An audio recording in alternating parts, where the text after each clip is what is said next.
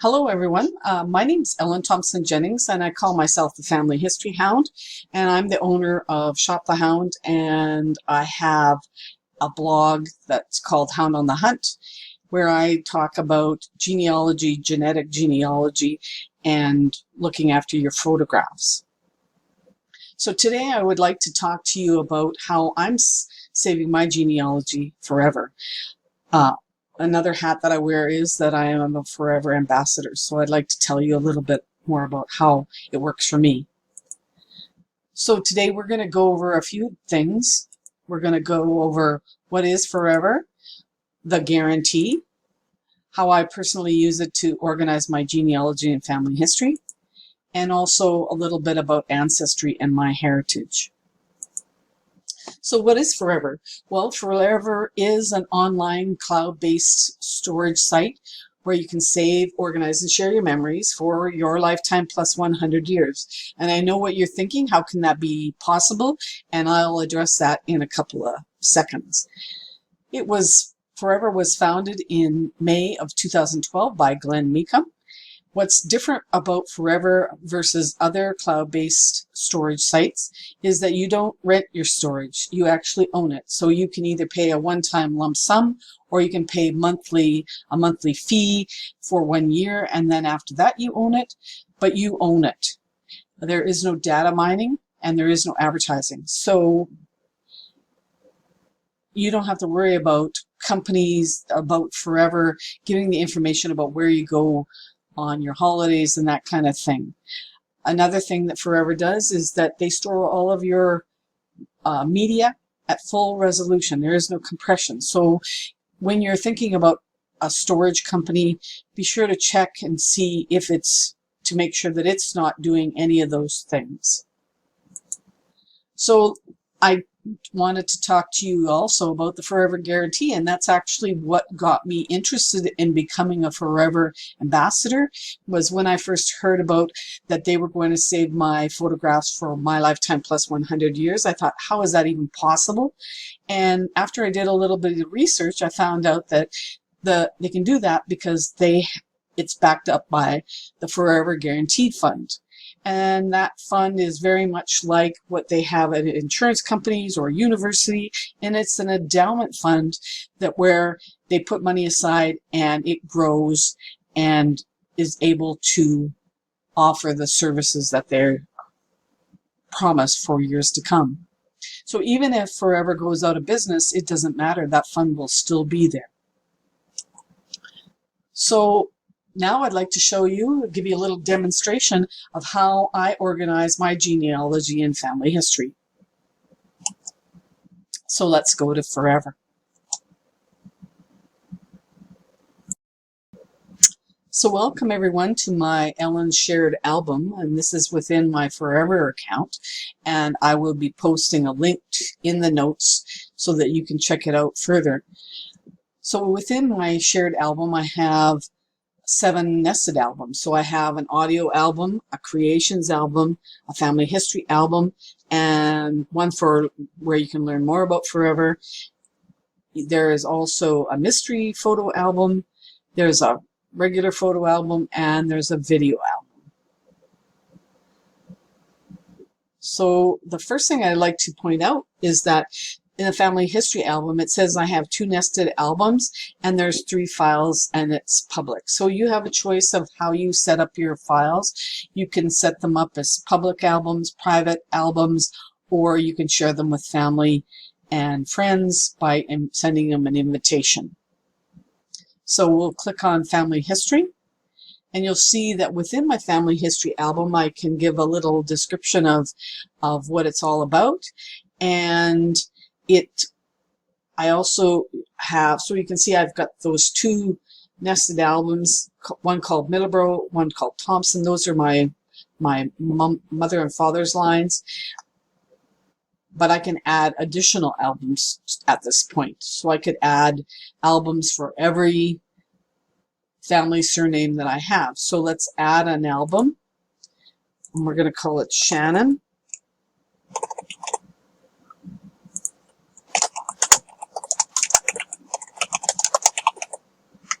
And we'll just create it. and now it takes me right into the Shannon album. So if we go back to the family history overall album, so if you think of it more like a filing cabinet with drawers, so the filing cabinet is family history, and the drawers are Middlebrow, Shannon, and Thompson. So now we can go into this drawer, and we'll see that we have more nested albums. So we have census records, documents and certificates, and photographs. And you can add multiple different files, however you'd like to arrange it, but this is what I have so far. So you'll see I have photos. I already have a few things, and I've actually made one of them the cover of this nested album. So it's called Photos. So there's 2 photos in there, and if you click on those, I have that this is a photograph from Alcomdale School. It tells, I've written a little description about who's in the photograph. It's my mother. She's in the back row. She's 3rd from the left.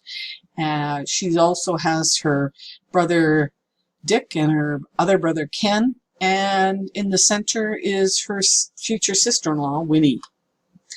You can see I also have added tags. So this means that when I go to my tags, I can search and find all the photos that have anything to do with Ken Middlebrow. I've also added it to the album. So if you've put this photograph in more than one album, you'll be able to tell which albums it's contained in. So now we'll go back, and we're going to go back out of Middlebrow and back to family history, or closer to the beginning of the Middlebrow album, and you'll see census records. So we're going to click on that. You'll notice that there's nothing in here, but we can certainly add some. So we're going to go upload, and we're going to choose a file, and we're going to go to my D drive and electronic filing cabinet, data, and we're going to go to Middlebrow, census, and we're going to go to Edward, and we're going to take these 2 folders, or 2 files, and we're going to, and that it's that simple. Now they are in that album. So now I can, right now it's uploading, it's all done now, so I can either upload more or I'm all done. So I can press I'm all done. I can, and then now I can go into those documents, and same as the other ones, I can give it a little bit more. I can edit the file name. I can give some description. I can tag people in it. So all of that information is there whenever I need it. So we can go back to Middlebrow, and same thing for documents and certificates. So we click on that. There's nothing in it. And now we're going to upload some files. We're going to choose. And we're going to go certificates and documents. And maybe we're just going to add Alice Middlebrow's 1956 death. So we'll click on that and open, and it's loading. So again, I can load more, or I can say I'm done, but notice that it gives me below, it gives me all the different types of documents that I can put in this folder. So I can put photo documents, I can put JPEGs, PNGs, TIFFs, videos, I can put MP4s, MPGs, audio, MP3s. So there's lots of opportunities to add whatever things I have for the Middlebrow family. So I'm done uploading. So now I have something, it actually created it and made it the album cover. But I can find something else, put it in there, and change the album cover. But so you get a little idea of what it can do. The other thing you can do is I can take this document and I can share it with somebody. So I can copy this link, or I can post it to Facebook and share it with all my family. But the beauty of this is that now my entire genealogy can be saved for my lifetime plus 100 years. And I think that's pretty powerful.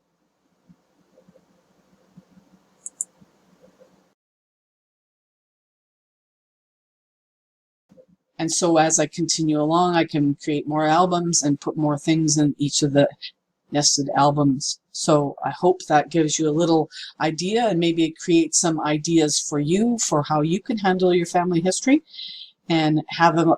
And the beauty of it is that you can share it with your family. Whereas with some of the other programs, sometimes you can share certain aspects of it, but sometimes then they have to have memberships and things like that. So this is just a better way.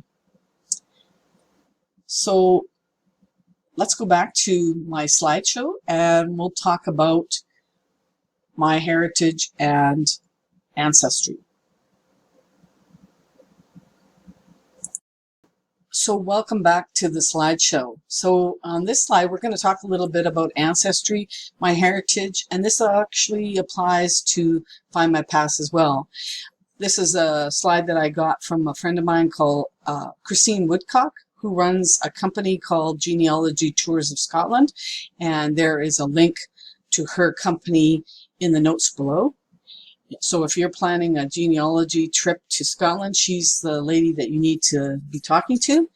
So here we see some of the advantages of Forever versus Ancestry. And this is the case again with My Heritage and with Find My Past. So with Ancestry, when you die, your access to your account dies. So unless you've made arrangements for the payments to continue and someone to have access to your password, the access stops. You can't upload videos, and for that matter, you can't add audios, because I tried to add an audio. If you recall, when we were looking at my albums, I had one for audio, and I have actually a audio of my grandparents singing. I tried to upload that to my Ancestry account and wasn't able to. Another advantage of Forever is that you have, your storage is limited based on however much you've purchased, but at Ancestry, your storage is limited, and there is no way of changing that. The other thing about Ancestry is that they compress your photos. So your photos look more like this small one on the left versus the full resolution that we can see at Forever on the right. So that concludes my presentation on how I'm saving my genealogy forever. I hope you'll consider using Forever for your genealogy. And when you do, please make me your ambassador, because when you get a Forever account and I'm your ambassador, you get access to me as well. So I would very much like to help you look after your photographs and your genealogy. And thank you for joining me. Cheers and have a great day.